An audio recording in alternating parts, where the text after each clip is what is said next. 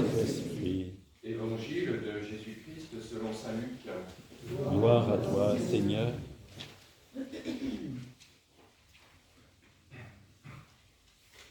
L'an 15 du règne de l'empereur Tibère, Ponce Pilate étant gouverneur de la Judée, Hérode étant alors au pouvoir en Galilée, son frère Philippe dans le pays d'Ithurée et de Trachonitie, Lysanias en Abilène, les grands prêtres étant Anne et Caïphe, la parole de Dieu fut adressée dans le désert à Jean, le fils de Zacharie.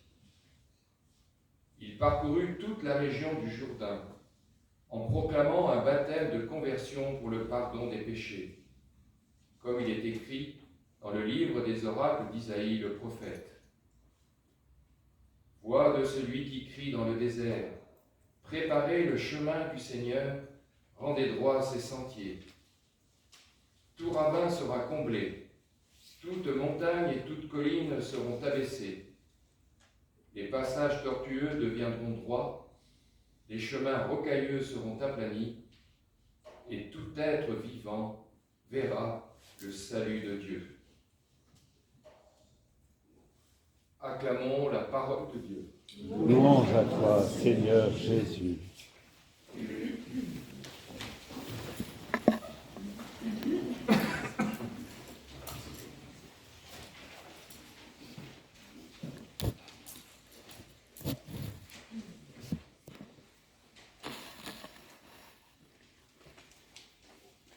Alors on a, au début de cet évangile, toute une série de noms de grands personnages de l'époque. Voilà, c'est situé dans l'histoire et on a les titres des uns et des autres. Ils sont tous réunis à Notre-Dame. Non, là je me suis trompé de registre. Voilà. Donc, des grands personnages qui marquent leur temps. Et pourtant, Dieu va parler. Non pas à tous ces grands messieurs dont on parle là, au début de l'histoire, mais à un homme dans le désert. C'est très beau, cet homme dont il n'est juste dit que c'est le fils de Zacharie. Bon, ça ne nous avance pas grand-chose, mais bon, c'est le fils de Zacharie.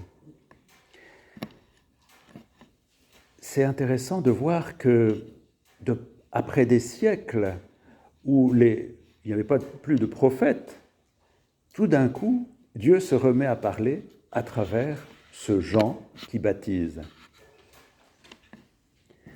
C'est un grand moment. La voix de Dieu se fait entendre à nouveau à travers ce souffle de cet homme qui prêche, et cet homme qui s'est retiré dans le désert et qui va annoncer un moment extraordinaire de l'histoire de l'humanité. Il faut voir, ce n'est pas pour rien que les foules se dirigent vers lui, parce qu'il y a vraiment là quelque chose de parfaitement nouveau et qui replace dans les grands moments de l'histoire du peuple élu. La parole se met de nouveau à retentir à travers Jean. Il y avait si longtemps. Et on l'attendait, on attendait ce moment où de nouveau le souffle allait pouvoir passer à travers la parole d'un homme inspiré de Dieu. Et Jean, qu'est-ce qu'il annonce ? Eh bien, il annonce quelque chose d'extraordinaire. C'est que ce qui était attendu est en train d'arriver. Un monde nouveau va apparaître, va naître avec Jésus. Il y a vraiment là un moment de basculement de l'histoire. Quelque chose est en train d'arriver. Dans nos vies, dans la vie du monde, on peut vivre des moments où, tout d'un coup, la question du sens apparaît. Pourquoi est-ce que nous vivons cela ? On peut être touché par une maladie, ou alors, au contraire, avoir la joie d'une naissance.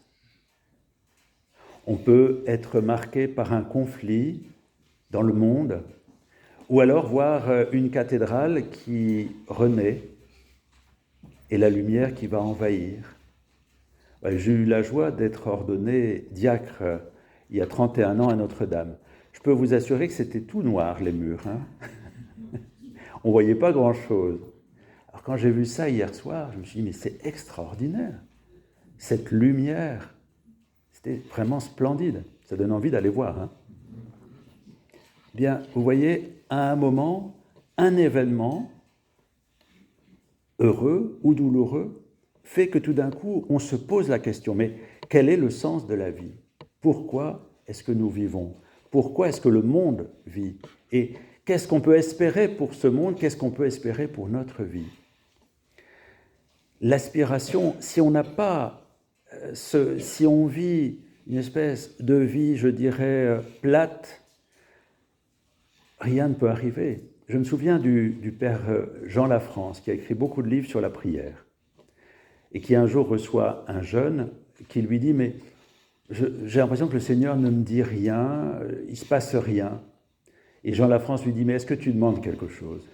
Est-ce que tu attends quelque chose? Si tu attends rien, si tu ne demandes rien, il y a de fortes chances que quand le Seigneur passe, ton cœur ne soit pas ouvert. » Cette aspiration profonde, ce désir de vivre quelque chose d'essentiel pour nous et pour tout le monde, eh bien, va susciter comme un espace où la parole va pouvoir venir.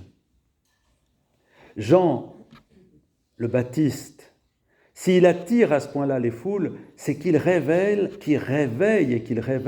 le désir profond qui jaillit, qui surgit au fond du cœur de ces hommes et de ces femmes qui vont aller vers lui.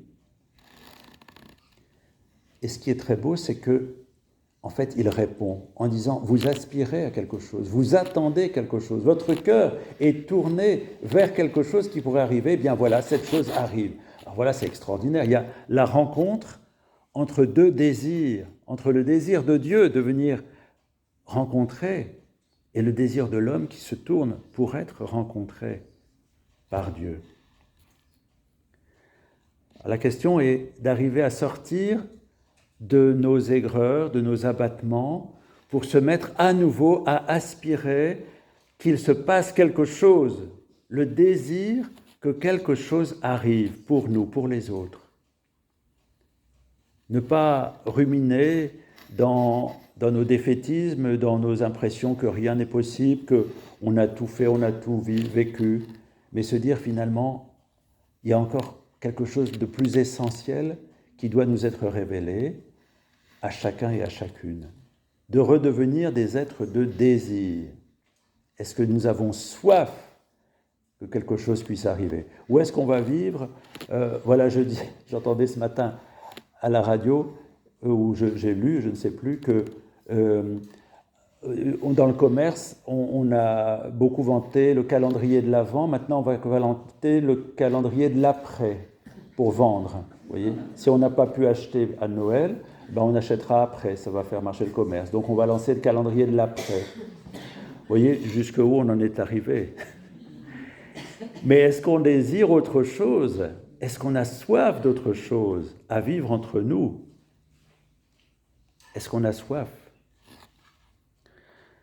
Et le Seigneur veut s'incarner non pas dans les nuages, mais dans le réel de ce que l'on vit.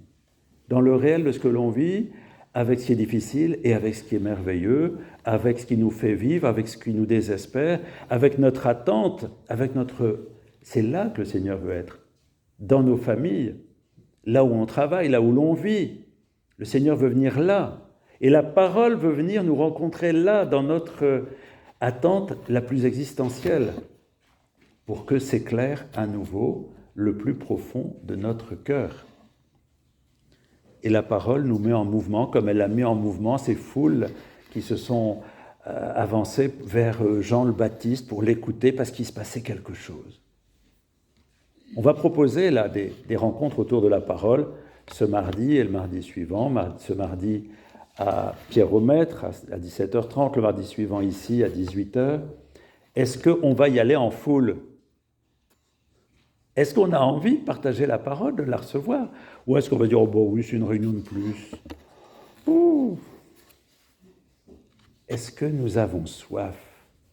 Est-ce que nous avons faim de quelque chose? Ou est-ce qu'on se dit, bon, C'est un temps de l'avant comme les autres, et puis après, il y aura le temps de l'après. Ça va passer. Ou est-ce qu'on se dit, peut-être qu'ici et maintenant, pour moi, pour nous, quelque chose de nouveau est possible? Ça suppose qu'on soit dans le réel, que la parole vienne rencontrer notre vie la plus profonde, qu'on ose déposer devant Dieu notre attente, notre désir, notre volonté aussi de faire advenir un monde nouveau. Alors on va essayer de se réveiller, de ne pas attendre que Noël soit passé en se disant « bah oui, c'est dommage, on est passé à côté ». Mais peut-être ici et maintenant, comme tous ces gens, se laisser éclairer. J'étais très frappé par, au moment de Notre-Dame, vous vous souvenez, quand il y a eu cette catastrophe, il y a 5 ans, et il y avait un pompier racontait qu'il a été extrêmement bouleversé en rentrant dans Notre-Dame. Il y a eu cette photo, vous vous souvenez, de cette croix d'où jaillissait de la lumière, alors que tout était en désastre tout autour, c'était terrible. Et il y avait cette croix pleine de lumière. Il a vu ça, il s'est dit, il y a quelque chose. Et il s'est converti. Voilà. Est-ce que nous sommes prêts à accueillir pour nous aussi quelque chose qui tout d'un coup va nous dire, mais allez, vas-y, c'est vrai, tu peux t'appuyer sur cette parole, tu peux t'appuyer sur celui qui vient, le changement le plus profond est possible, et c'est pour toi et c'est pour nous.